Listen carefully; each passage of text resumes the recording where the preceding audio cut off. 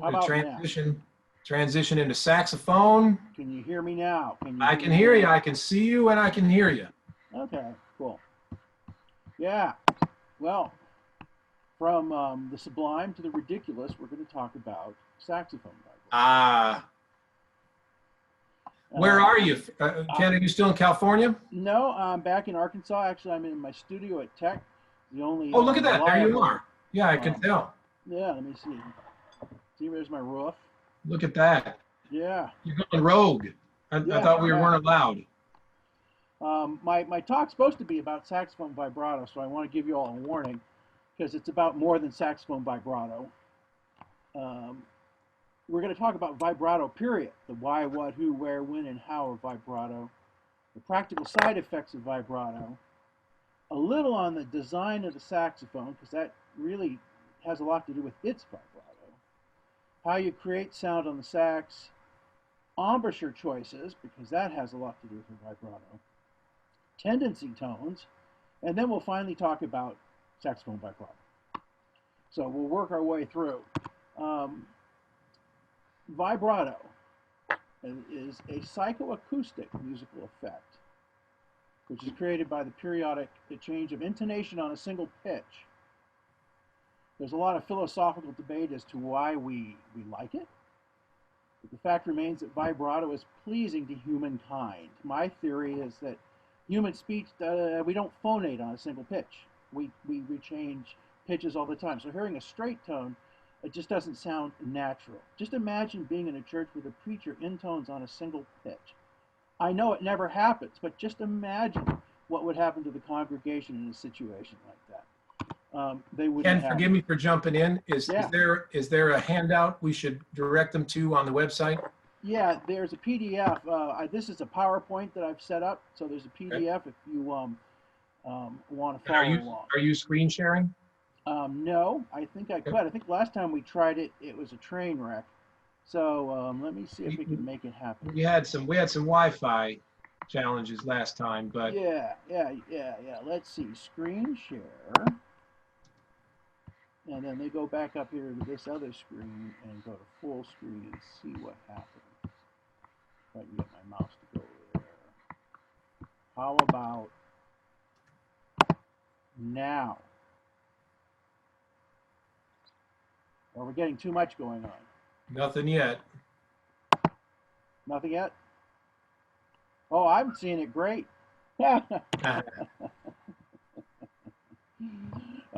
Well, anyways, I don't want to risk what happened last time, so we're just gonna Well, have to listen to me yak on. I'll post the link here in just a second, so I Okay. can people can just do it in Chrome or whatever their Yeah. web server is. What is vibrato and what it is not? Vibrato is a periodic change of intonation on a single pitch, somewhere between a quarter step and a half step, which is happening faster than 3 to 4 pulses a second. Um, Anything slower than that speed, the brain actually resolves pitches into individual notes. So you notice things being out of tune. If we're thinking of that same church and you think of some of those church sopranos that are in their mature years, my age, that vibrato is slowing down so much it doesn't sound like vibrato anymore. It sounds like a siren going by out in the street. So it's got to hit this pitch of 3 to 4 pulses a second. Um, at this speed and faster, the brain resolves pitch changes into a wider pitch center. The pitch is still changing a quarter to a half step. And because these are actual pitches, the vibrato is effective anywhere the instrument can be heard. Now, along with vibrato, there are secondary effects. There's sometimes volume change and sometimes tonal changes. Volume change is called a tremolo. It gets louder and softer. Tonal changes are timbral changes. Both tremolo and timbre changes are present in vibrato, but are a much softer side effect, and such they do not have the physical strength to travel very far. It's all due to the law of inverse proportions. If you double the distance, you lose 6 decibels. So tiny volume changes don't travel. Tiny tonal changes do not travel. Who, where, and when on vibrato? Almost every instrument or ensemble uses vibrato to some extent. Different styles, different traditions dictate that on some instruments, such as the horn and clarinet, vibrato is used sparingly, but that's even evolving. And in certain areas, jazz, the clarinet plays very wide vibrato, so it just depends where you are and what music you're playing. Certain music styles use vibrato continuously, others use it selectively as a phrasing effect. So classical music, for the most part, is where you're using a continuous vibrato. Jazz is where you don't use it hardly at all except in phrasing ideas. But no matter what, vibrato is always used somewhere. Now, how is vibrato created? In the voice, the vocal folds actually change physical shape. They narrow and widen. They get longer this way. And a voice can go sharp and flat in its vibrato. The strings, you're changing the physical length of the string. The violin family can go sharp and flat. Instruments with frets can only go sharp in their vibrato. In wind instruments, something closer to our area, there's a wide variety of techniques. Air pressure, jaw motion, slide position can all provide sharp and minuses and flats. Each technique is very instrument specific. Saxophone is pretty much limited to going, it's limited on the sharp side. You can't close the reed enough to get very sharp. So it's very effective in changing the pitch down to the flat side of things. Along with the beauty of sound, there are some very practical side effects of vibrato. Two instruments playing unison must have perfect intonation. With vibrato, the pitch is changed anywhere between, I said, a quarter and a half step, so you got a wider pitch window, which makes it easier to tune two performers, as unison notes now can actually have this window. If you think of A440, a quarter step sharp, that's 50 cents sharp, is A450. Quarter step flat, minus 50 cents, is about A430. So with those two vibratos going back and forth, it makes it much easier for two instruments, say two oboes, to play in tune. Along with vibrato, there's another psychoacoustic effect called the chorusing effect. When three or more instruments play in unison, the brain once again has trouble resolving the slight out-of-tunenesses of all three of those. So it starts hearing it as a wider pitch window. It's effectively creating, with the beat frequencies between the different notes, another type of vibrato. You combine both of them, and your section will sound more in tune a lot faster. It's a lot easier to get a flute section to sound in tune than clarinets, whom aren't using any vibrato at all. Now onto the saxophone. Adolphe Sax, Belgian music instrument maker, was the originator of the saxophone, along with other really pretty cool instruments, including the predecessor of the modern flugelhorn and euphonium, called the sax horn, and the sax tuba, which is without a doubt the earliest sousaphone. Sax was a son of musical instrument making parents, and he purposefully set out to create a woodwind instrument that had the technical flexibility of the other woodwinds, the flute, the clarinet, the oboe. It had the rich overtones of the conical bore and the power of a brass instrument. Sax hoped this unique combination would provide an acoustical bridge between the different sections of the orchestra. He was not thinking of the bands. At that time, it was just strictly military bands and street corner bands. And he initially hoped that the sax would be used to reinforce the cello section. In 1842, he presented a saxophone to Hector Berlioz, who became a big champion of this instrument. After that, the saxophone family rapidly became popular in European military bands due to the technical facility, the speed that they could play, and the volume they could come up with. The sax was introduced in the United States around 1880, and this is really interesting. I just stumbled across this. In 1889, a military saxophone bandsman, returning from the Spanish-American War, our military bands, especially the guys in New Orleans, popularized the saxophone. And it was first in New Orleans, hot and heavy, And it's sort of the jazz world began with the saxophone there all at the same time. So sax's part in the jazz world is instrumental. When Sax designed his saxophone, he stole from all of the instruments of the day. The conical bore and the modified fingering system come from the oboe. There's a story that Adolphe Sax offered his simpler fingering system and single reed idea to the oboe world at that time, but true to form, they were a little too stuffy to accept his innovations. From the clarinet, he borrowed the easy-to-use single reed mouthpiece, which on a conical bore provides much greater pitch stability than the oboe especially, and a simple reed replacement. From the tube, he borrowed the adjustable tubular tuning system, where the tube goes right into the mouthpiece, and I talked this a little bit a couple of weeks ago about tuning musical instruments. The cone of the saxophone never changes when you tune it. It stays right here in the neck and mouthpiece, and that was really an important consideration, because no matter how much or how little you insert the mouthpiece into the neck into the mouthpiece, it doesn't change the bore of the instrument. So that was really important. To realize the volume Sax had in mind, he increased the size of the bore and especially the flare of the bell, considerably larger than any woodwind had been. It is more in keeping with the flare of his sax tuba. You look at the bore of a saxophone, and this width is more tuba than it is any other instrument. This instrument was wildly successful.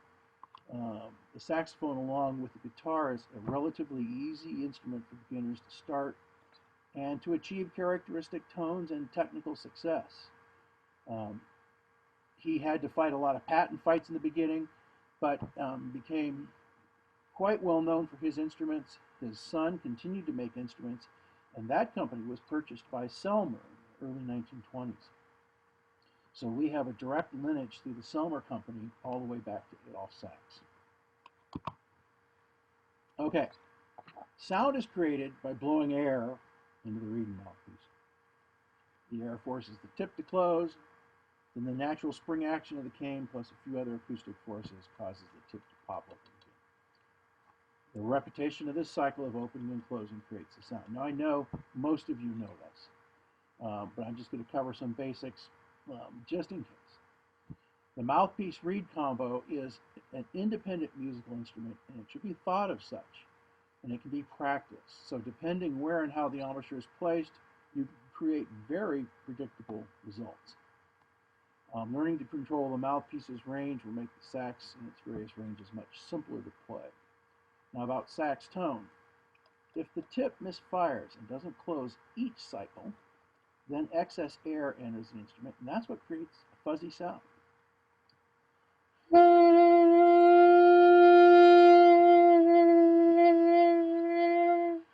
It's just that extra air. The tip's just not going through a cycle each time. It's like a snare drummer is missing every third or fourth beat in a tight roll. This can happen if the reed is too hard, the reed is chipped, or if the mouthpiece has some sort of void on the plateau.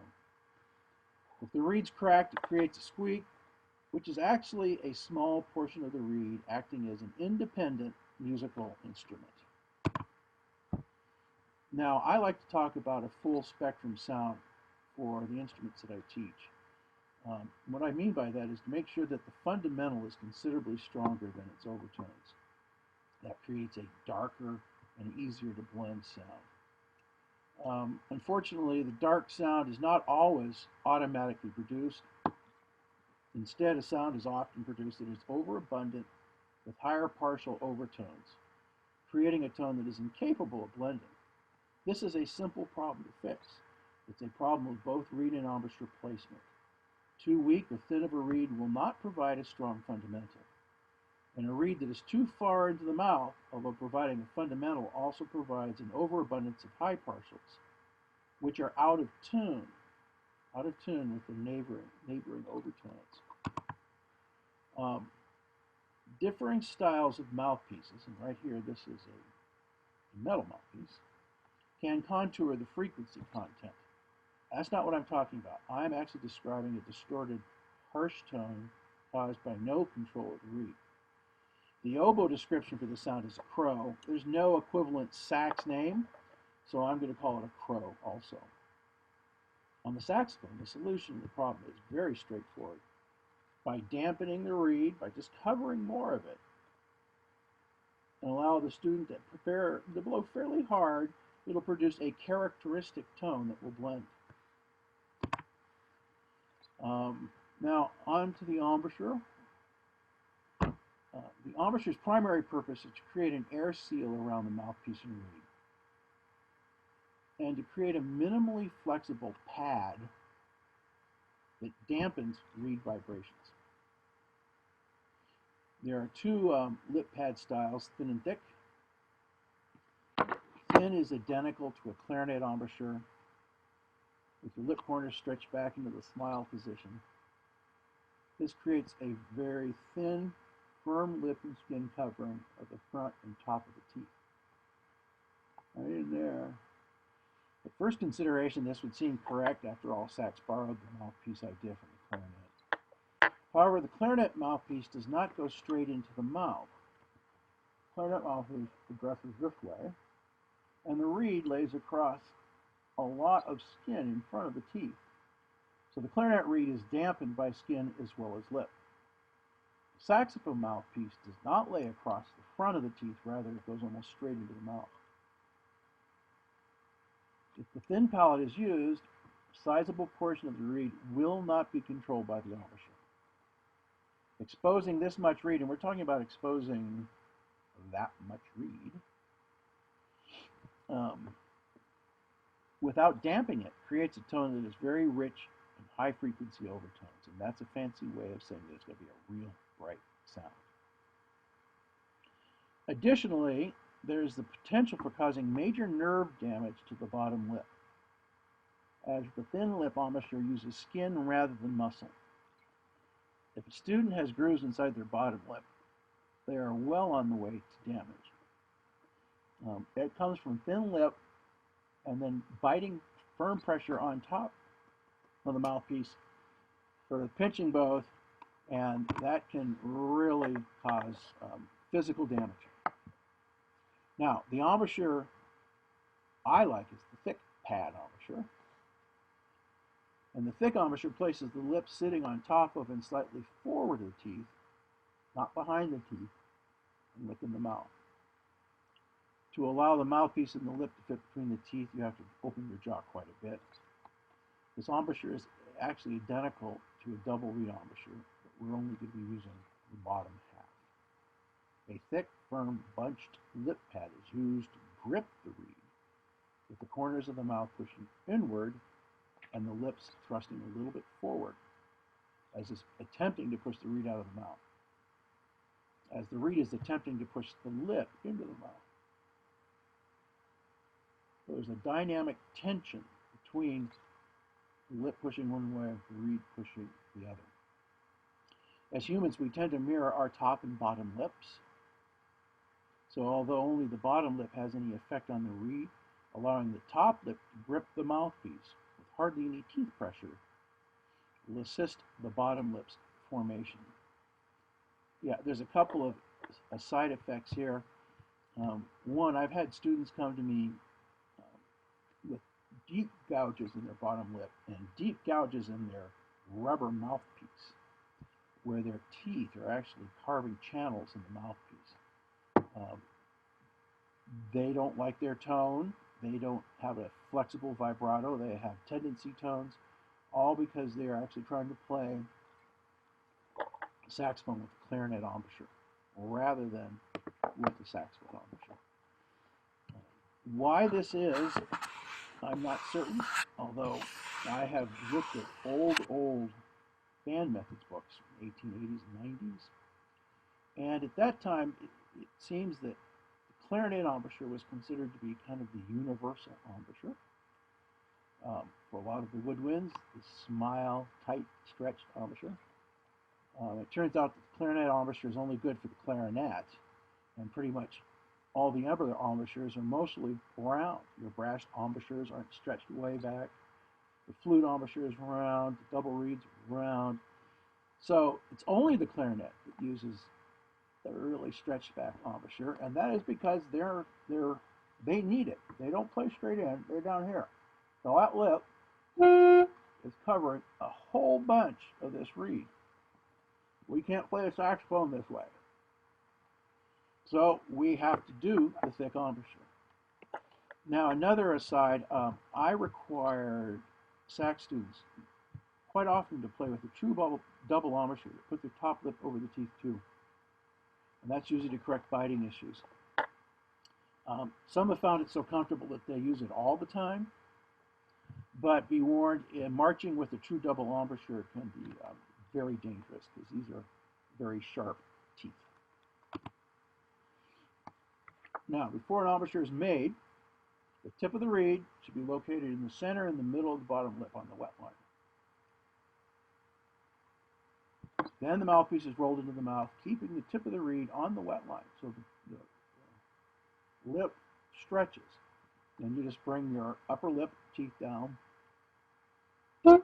During the formation of the embouchure and during playing, the mouthpiece should be gripped by the lips and should not be allowed to slip between the lips. Students will occasionally need to dry their lips and the reed gets too wet. A couple of notes. The center of the embouchure is not placed where the reed links up with the mouthpiece. It's considerably further away than that. Not quite halfway, but almost, between the tip and the touching spot. The teeth can rest lightly on the mouthpiece, but should not dig into the mouthpiece. For beginners, playing the mouthpiece alone can be quite unstable, so I recommend playing it on the mouthpiece neck combo. You know if they're in the correct spot on the alto if they're playing actually an A flat. If this neck and mouthpiece plays an A flat. Kind of flat A flat, but. Now this is the neck for my C melody, which is instead of an E flat like the alto, it's in C, so this is a minor third lower. This is playing an F. And a B flat mouthpiece on a tenor neck will play an E flat. So you're getting something about a fifth lower on the neck mouthpiece combination than the instrument's title. I call this technique neck alone, although it really is mouthpiece, reed, neck combo. It's just easier to say play your neck. Now tone is easily taught on this because it doesn't have the saxophone there to turn it into a saxophone sound. The ideal tone we're looking for is a pure tone on a single pitch. Initially, very firm arrow will be needed to remove fuzz, the misfiring of the reed. If a double or triple pitch note, a crow, is encountered, there's too much reed in the mouthpiece. So saxophones do crow, just like the oboes do. For the novice, the sound of the neck alone will be fairly loud and sort of bright, and that's okay.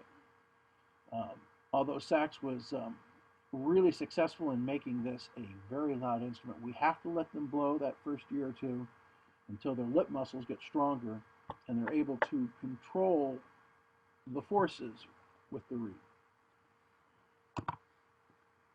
You can also, on the neck alone, practice range of the instrument and intonation. The range of the neck alone is variable and it should be practiced. It has about a range of a half step.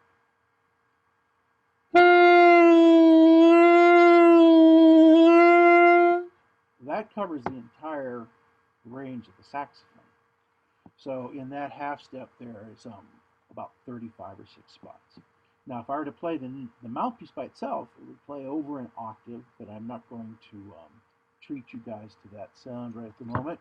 You can practice that yourself.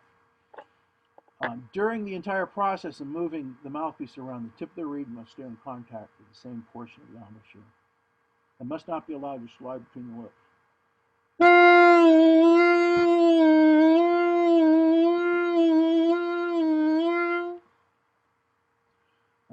When you push way in, there's sort of a tendency to pull your corners back. This is where you have to really insist that your students fight that smiling effect. Everything else, though, is kind of natural to keep it round, especially if they're not resting their head on the mouthpiece. They're letting their upper lip work.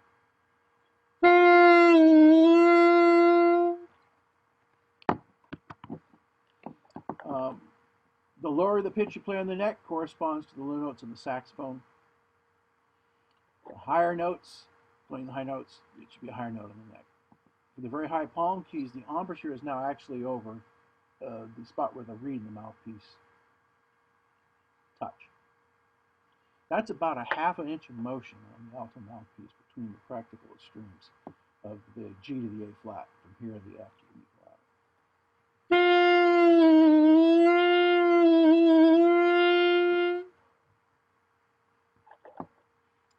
I mentioned it can be done on the mouthpiece alone.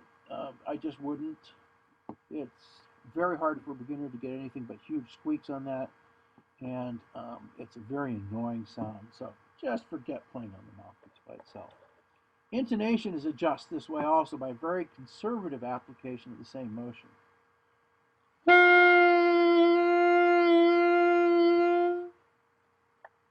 It's a slight rising and lowering of the pitch, and that's how you tune with somebody else. Now, for many years, people have taught about dropping the jaw to allow low notes to play. This is not a good idea. Dropping the jaw pulls support away from the reed.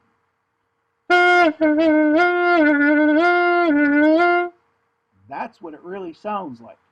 So while a low note may come out, it's going to be a very honky low note, and they have really no control over tone or pitch. So dropping the jaw is not a successful technique. Moving the mouthpiece out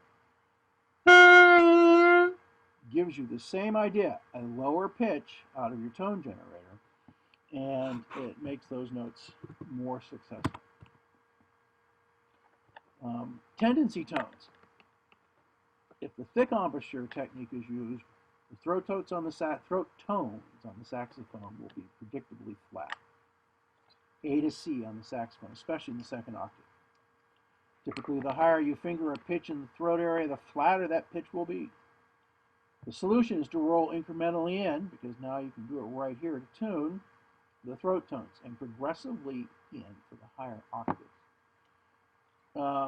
Be aware that if you have a student who's consistently sharp on the throat tones, especially in the middle register, they're using thin embouchure and are biting on the reed. There is no easy solution to this sharpness. If they drop their jaw, they'll go wild in their tone, and when you're biting, it's very hard to move the mouthpiece in and out. So tendency tones are there, but that's more due to the design of a conical bore. Tendency tones are there with the thin embouchure if you're biting, because you're producing really the wrong tone into the instrument, wrong pitches. There's an area on tonguing, but I'm not going to go into that today, but it's in the PDF, so you can read that if you'd like. And now on to vibrato, because I know that's why you all came here today, the only reason. Teaching beginners the saxophone vibrato is a jumbled mess. And this is due to the seemingly contradictory musical worlds the saxophone participates in. Do we want a classical vibrato? And if we want classical, do we want French, Belgian, or American? And if we want American vibrato, do we want a Rasher vibrato, or Rousseau, or Patel vibrato? Or if you're playing rock or jazz, well, if you're playing jazz, do you want a 20s, 30s, 40s, 50s, or contemporary big band sound? Or Paul Desmond, Coltrane, Boots Randolph, Lenny Pickett? Or what? They all have slightly different vibratos. This instrument can be and has been so individualized that the sonic choices are endless. That's great for the horn, and it's confusing to someone learning to play, because these unlimited style personality uses would suggest that there should also be unlimited and differing techniques for vibrato. That is not true. Also confusing the process is an incomplete understanding of the physical operation process required to create a vibrato. Do we use jaw? Do we use air? Do we use both? On to the next slide, which is I'm really proud of, saxophone vibrato clara. Saxophone is an integral, vibrato is an integral part of the tone and should be taught right away, right to beginners. Saxophone vibrato is typically a jaw vibrato, with the pitch dropping anywhere from a quarter step to a half step. In fact, the pitch can drop considerably more than a half step, making it ideal for very dramatic jazz and pop effects.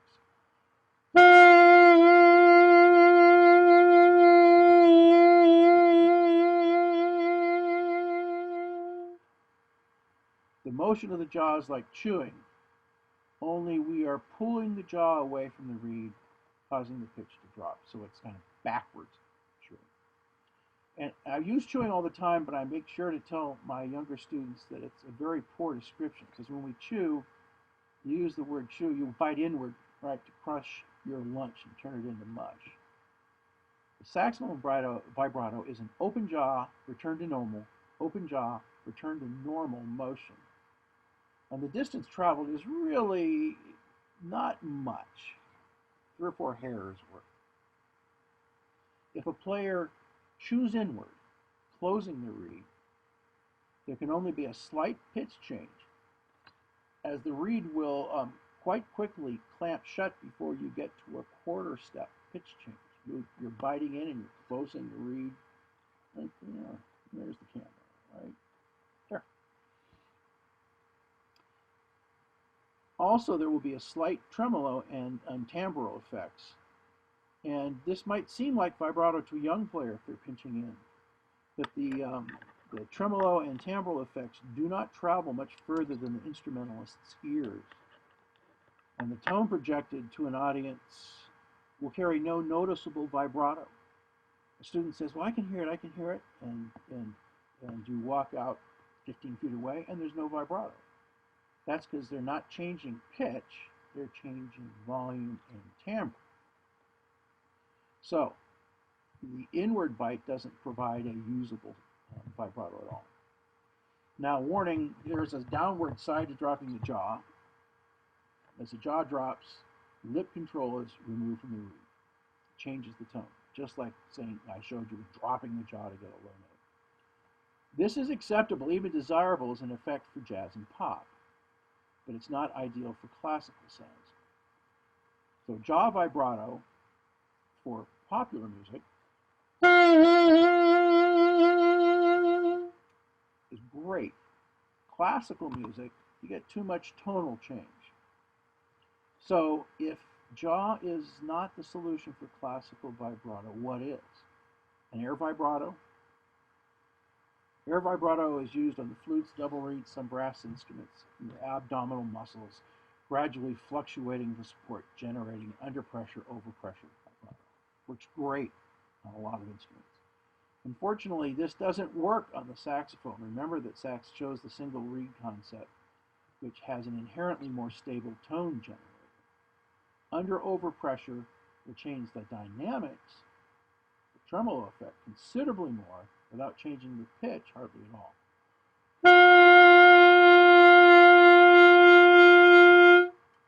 Louder and softer, not much pitch change. So, what's your solution? Air won't do it. Jaw is not the best for classical, so I suggest you use both at the same time. For classical vibrato, a combination of air and jaw works very effectively together. The jaw drops, changing the pitch and the tone. You blow a little harder, which restores the tone. So the combining of air and jaw amplifies each other's effects, and it makes the necessary motions even quite small, so you don't have to move your jaw as much as you do with the jaw vibrato. This might seem challenging, but it's actually quite natural to change the air pressure when you move your jaw. It's something to do with yawning. And unlike high pressure instruments, it's quite easy to increase the speed of your air vibrato on the saxophone. So I'm going to play straight tone. I'm going to add the air vibrato. I'm going to switch to jaw vibrato. And then I'm going to have the combined air jaw vibrato. Straight tone.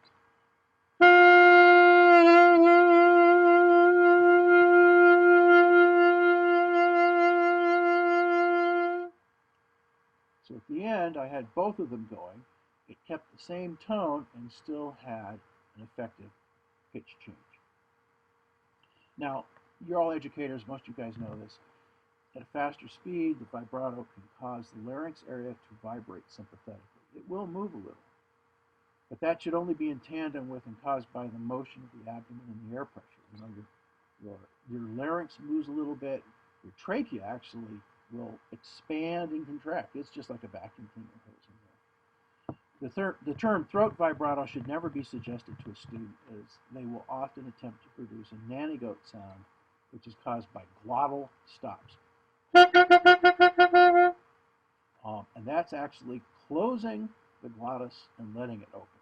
And that is bad news and hard to fix and really a tragedy for kids. So I never say throat vibrato. If this moves a little bit, I say, oh yeah, that's cool. Okay. I'm on the summary page here, and then it'll be show and tell time. The saxophone vibrato is jaw-dropping vibrato, at least a quarter tone, for all styles of saxophone performance. Doesn't matter, jazz, classical, whatever. It changes at least a quarter tone and sometimes more. However, jaw vibrato changes the tone, and this is unacceptable for classical sound. Increasing the air pressure in tandem with the jaw vibrato fixes the tonal issues for classical saxophones.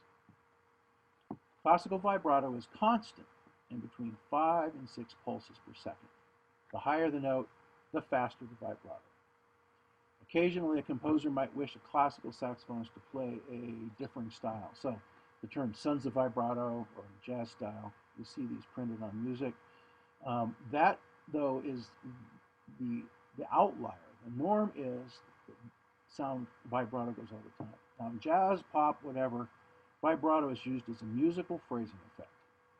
There's no standard speed or uses for vibrato in popular music. It's pretty much whatever and whenever the performer wishes, except continuous, because if you make it continuous, you're suddenly going to sound classical, no matter what kind of mouthpiece you use or how big and bold your tone may be. You will sound classic. So, two things differentiate the saxophone between jazz and classical. The primary one is the vibrato. The secondary one is the flexibility in pitch. It isn't tone. The world of popular saxophone sounds run the gauntlet to where if you think of Paul Desmond, you have one of the greatest classical sounds in the world, except he didn't use a classical vibrato. Something interesting to note, Paul Desmond played on a Selmer C-Star. Fred Hemke, in Northwestern, played on a Selmer C-Star metal mouthpiece. He didn't have a jazz sound, so it isn't the mouthpiece, it is really the vibrato. And the other thing is sort of the flexibility of pitch changing that that jazz and popular music allows.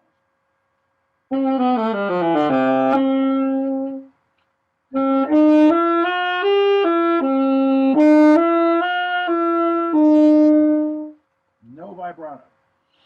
Sounds a lot like 6th grade in the 2nd semester. Now I'm going to play it with a jaw vibrato.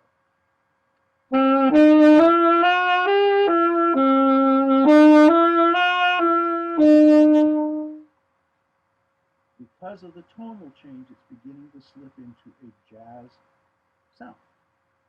Now I'm going to play it with strictly an air vibrato, which is not very effective.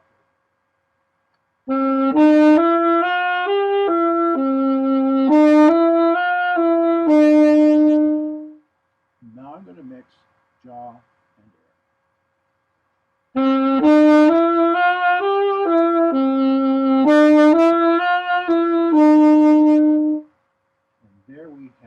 consistent tone when all the different pitches change. Now, jazz also allows for interpretation.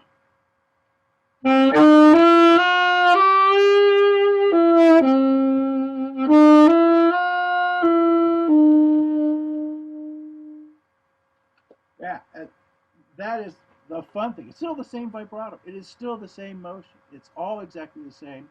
So a student of saxophone doesn't have to have different mouthpieces, doesn't have to have different reeds to sound jazzy. He has to really understand that it's strictly here in the embouchure and in the application of vibrato. And that is my presentation. Are there questions?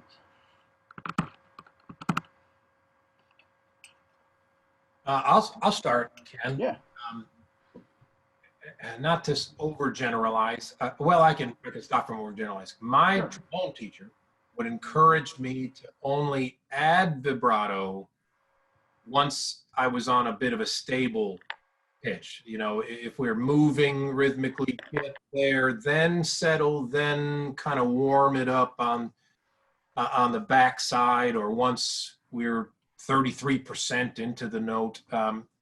What are your thoughts about that kind of thing? I tend to like vibrato going all the time. Now, can you actually hear vibrato as a pulsing when you're playing 16th notes at 120? No, no, no, no. But because vibrato is so triggered in, especially if you're using air and jaw together, that when you drop the vibrato, your tone changes dramatically. So I'm going to play a fast passage without vibrato, and then I'll play one. This is a very interesting question because a lot of people say, yeah, it should just be for like whole notes and you don't hear it. Well, you do hear it. Let's say this, you hear its absence when you play fast.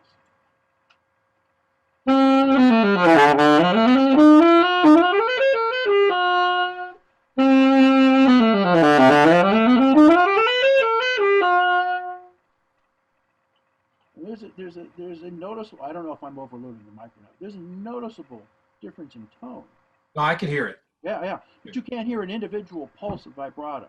Right. So it may just be that because when they do vibrato, they do everything right and they're using better support, right? But I think it's also there. And it's easy to hear. So as much as you can. Now it depends on the instrument. Violins can't keep it going and play that fast, although they try. They really do. I know they work on their technique to do that. Singers, it's almost always there. On the wind instruments, one of the cool things is because it is divorced from your fingers, it can go all the time if you wanted to. And I think that's a real. Well, like you said with singers, vibrato all the time would be a more operatic sort of style, but then like pop divas, that's what they do is start a note and then go into the vibrato as they hold a note. They warm it up on the back end.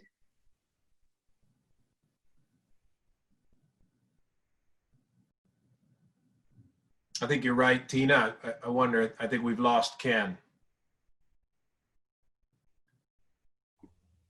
Yeah, it looks like he's frozen. Everybody screenshot that shot.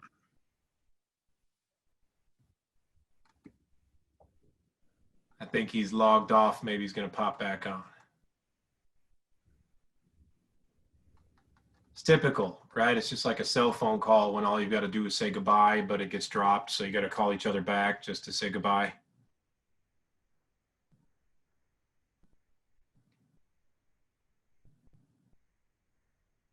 Anyone have any other questions while we're waiting for him to pop back?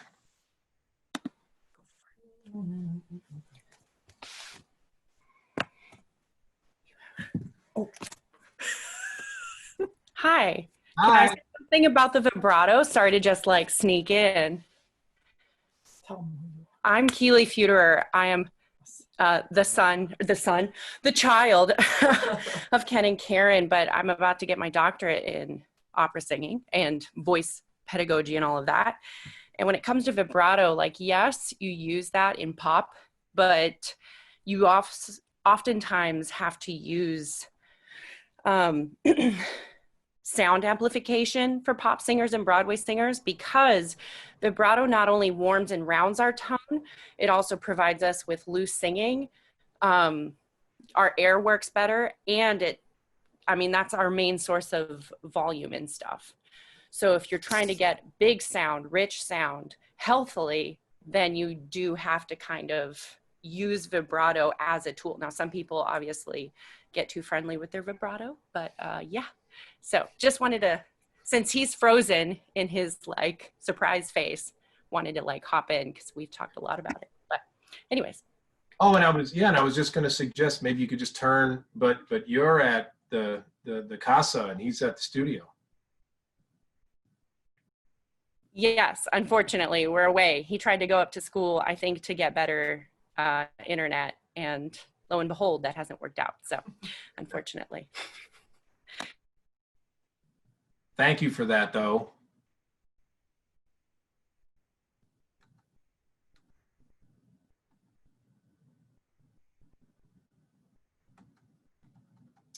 Well, if there's no others, it's close enough to 6 o'clock. We can thank Ken next time we see him. I want to remind everybody he's making presentations at the ABA. The virtual ABA is coming up in a little over a week. Is Julia still here? Julia, anything you want to add about that? Oh, and here he is popping back in. So Julia, if you want to tell us a little bit about anything about ABA while we get Ken relogged in. You're still muted. Get registered by Sunday night at 9 p.m. because we got to load all those names for logins, and you'll get instructions on how to log into all the meetings. Boy, Dr. Daughters has had a costume change. I didn't notice. Switched AT uniforms. All right. Hey, sorry about that. My computer went dead. Yeah. Battery. So Keely came in and gave us some good vocal pedagogy information. And otherwise, we were just sort of rounding up, and I was encouraging everyone to check out your ABA presentation. Yeah. And otherwise, it seemed like just ironically one of those moments when you drop your cell phone call just when everyone was saying, love you, goodbye. Yeah, well, I had that sense. But if there are any questions, you know how to get in touch with me. I'm sure that's correct. So with that, Ken, thank you for your time once again. Terrific presentation. Everybody, we'll see you the weekend. We have a Tuesday before ABA. Next week will be more really honored guests. Next week's sessions are for study, getting beyond some of the fundamentals with Professor Clary, the Director of Wind Ensemble Studies at the University, and Gary Green, my teacher from the University of Miami, who are going to create a bit of a panel about score study beyond page and the podcast. Will be with us to talk about it. So please join us next Tuesday. Thanks very much. Thank you again, Ken. Thanks everybody for being with us. Thank you. Bye. Have a good day.